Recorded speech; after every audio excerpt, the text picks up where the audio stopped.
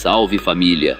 Ele sobreviveu à queda do cartel de Medellín e das cinzas do antigo império construiu o seu próprio domínio. Diego Murilo, o homem por trás do codinome Dom Berna, não era apenas um sucessor. Ele era o arquiteto de um novo sistema. Como um ex-guerrilheiro se tornou o líder implacável da oficina de Envigado. Hoje, vamos revelar a estratégia silenciosa que dominou as rotas e as comunas por décadas. Mas antes, já deixa o like, inscreva-se e considere se tornar membro do canal para apoiar minhas investigações exclusivas sobre o submundo. Bora pro vídeo!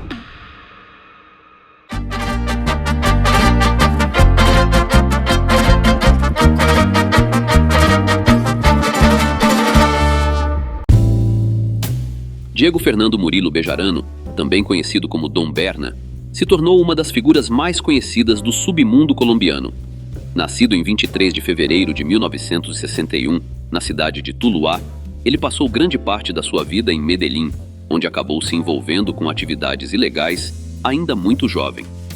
Muito antes de sua ascensão nos grandes grupos, Berna teve suas origens ligadas ao EPL, Exército Popular de Libertação, no final dos anos 70.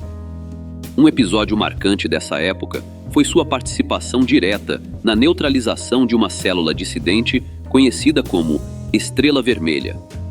A trajetória de Dom Berna é um retrato fiel da complexidade e dos ciclos de confronto que marcaram a história moderna da Colômbia.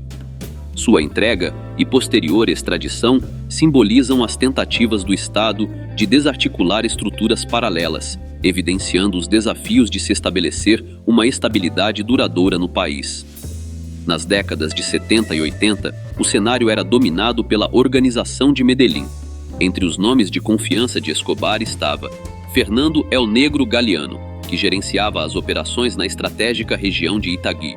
Galeano era peça-chave na logística de distribuição interna e externa. Entretanto, a confiança entre eles se desintegrou. Em julho de 1992, Escobar ordenou a eliminação de Galeano dentro da própria prisão de La Catedral. Por um golpe de sorte ou intuição, Berna, mesmo sendo segurança pessoal de Galeano, não compareceu ao encontro fatal, pois acompanhava a irmã de Galeano no momento. Esse evento foi o estopim para uma guerra interna sem precedentes. Berna tornou-se um dos pilares dos PEPs, perseguidos por Pablo Escobar, um grupo formado por antigos aliados que se voltaram contra o líder. Dom Berna assumiu papel central entre os PEPs, participando da perseguição aos aliados de Escobar. Ele também manteve colaboração estreita com a polícia colombiana e com a DEA, fornecendo informações e orientação estratégica. Seu conhecimento profundo das rotas e da estrutura criminosa foi determinante na caçada que terminou com a queda de Escobar. Com a queda do chefe máximo do cartel de Medellín, Dom Berna não apenas permaneceu ativo, como se consolidou como a peça central da Oficina de Envigado, a estrutura que herdou as operações remanescentes e reorganizou o controle territorial da região. Nesse novo capítulo, Dom Berna, agora uma das figuras mais influentes da Colômbia, contava com o suporte operacional de um grupo tático altamente coordenado. Ele rapidamente assumiu a gestão das rotas e expandiu seu raio de influência. Além do controle logístico, as investigações apontaram sua participação em complexas operações de engenharia financeira e integração de recursos ilícitos, atuando em cooperação com outras organizações internacionais. Essas atividades chamaram a atenção da Justiça Federal dos Estados Unidos, que formalizou acusações severas contra ele. Sua ascensão, depois da queda de Escobar, demonstra que, mesmo quando um grande líder é neutralizado, as estruturas ilegais encontram maneiras de se reorganizar. O fenômeno conhecido como narco-paramilitarismo, a junção entre grupos armados e redes de comércio ilícito, é um dos reflexos mais complexos desse processo e afetou profundamente a Colômbia por décadas, alimentando ciclos de violência e disputas de poder em diferentes regiões do país.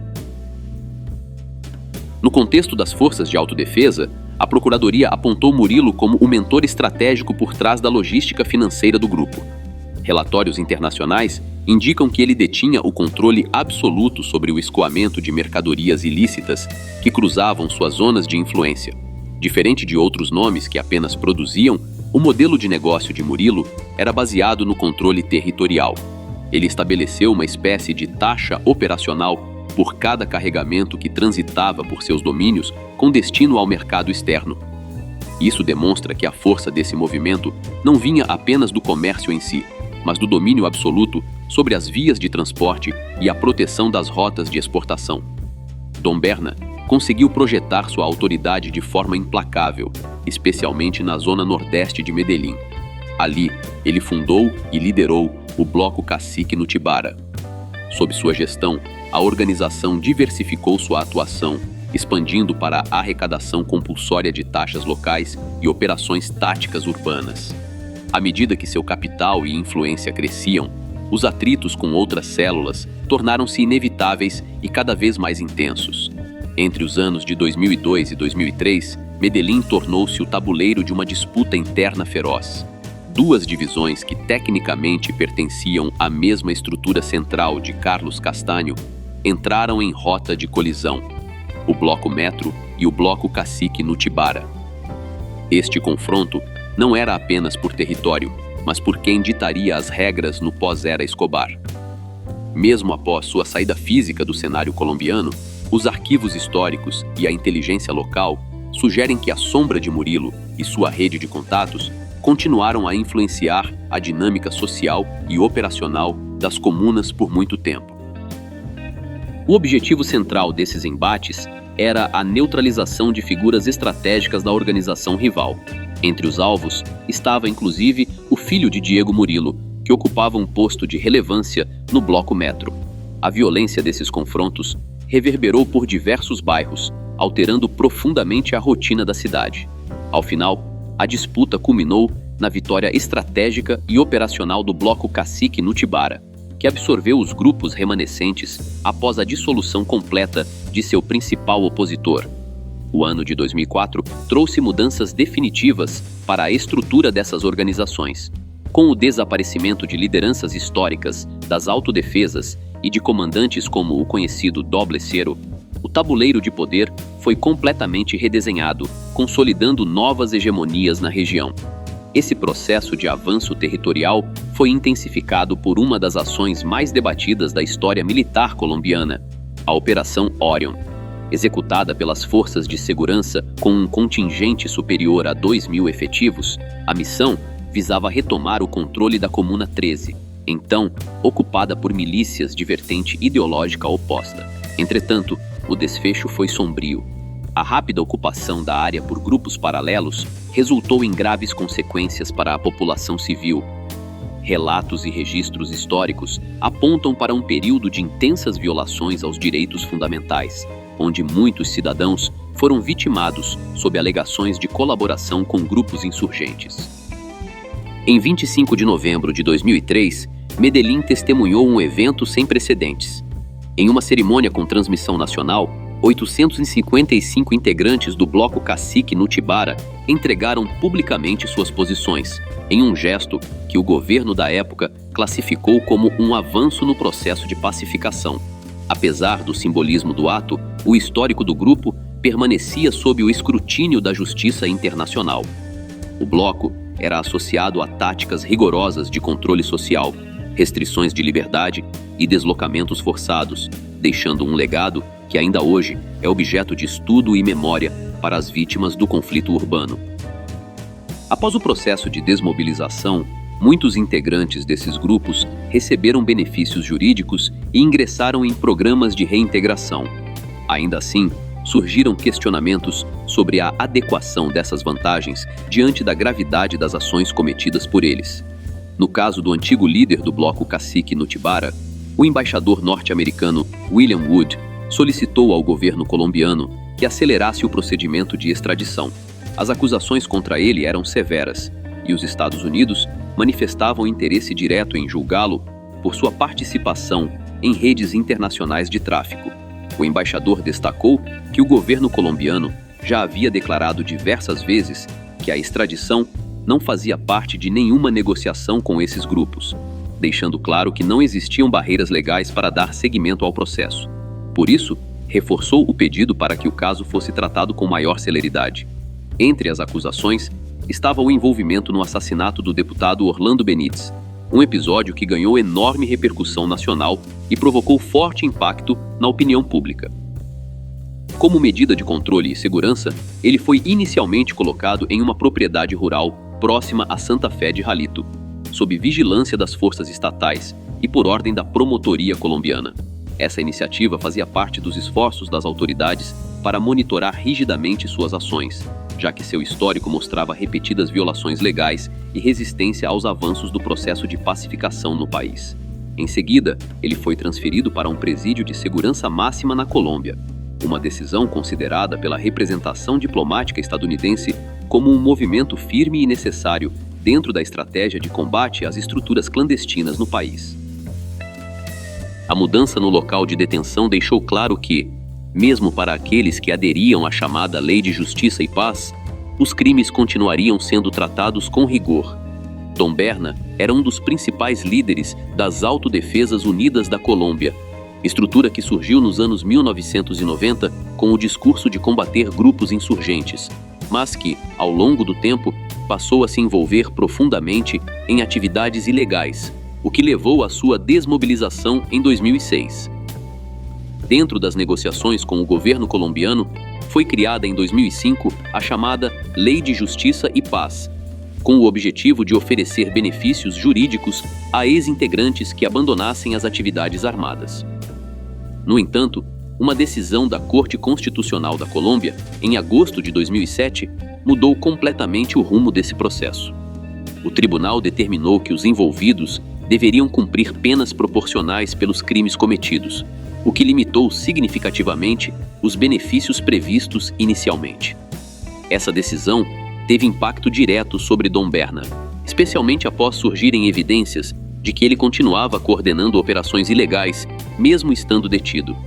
Investigações revelaram que, a partir da prisão de Itagüí, ele ainda mantinha controle sobre envios de substâncias ilícitas e outras atividades clandestinas. Diante dessas descobertas, as autoridades optaram por transferi-lo para o Presídio de Segurança Máxima de Cúmbita, numa tentativa de interromper sua influência e impedir a continuidade dessas operações. A transferência representou um passo estratégico dentro das ações de contenção. Paralelamente, crescia a possibilidade de sua extradição para os Estados Unidos, onde ele também era investigado por envolvimento em redes internacionais de contrabando. No caso de Dom Berna e dos demais comandantes paramilitares, a extradição para os Estados Unidos foi realizada pelos motivos já apresentados anteriormente.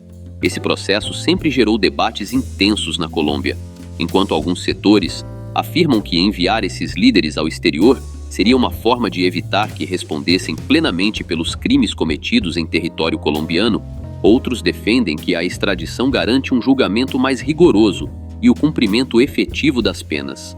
No caso específico de Dom Berna, as autoridades argumentaram que ele não atendeu às exigências da Lei de Justiça e Paz, legislação criada para permitir que integrantes desmobilizados colaborassem com a verdade, contribuíssem com reparação às vítimas e participassem do processo de pacificação. Segundo o governo colombiano, sua falta de colaboração, a omissão de informações essenciais e a ausência de reparação às vítimas justificaram o pedido de extradição. Quanto ao tempo de reclusão, estimava-se que ele poderia enfrentar uma pena entre 27 e 33 anos, dependendo do andamento do processo nos tribunais estadunidenses e da gravidade das acusações formais apresentadas. É importante lembrar que a extradição não equivale a uma condenação automática. Ao chegar ao país solicitante, a pessoa é submetida a um novo julgamento e deve enfrentar todo o processo legal correspondente. A extradição para os Estados Unidos é usada por diversos países como ferramenta de cooperação internacional para combater redes criminosas transnacionais e assegurar que indivíduos acusados de crimes graves enfrentem a justiça. Ainda assim, o tema permanece controverso. Para muitos, a extradição representa um avanço no combate ao crime organizado.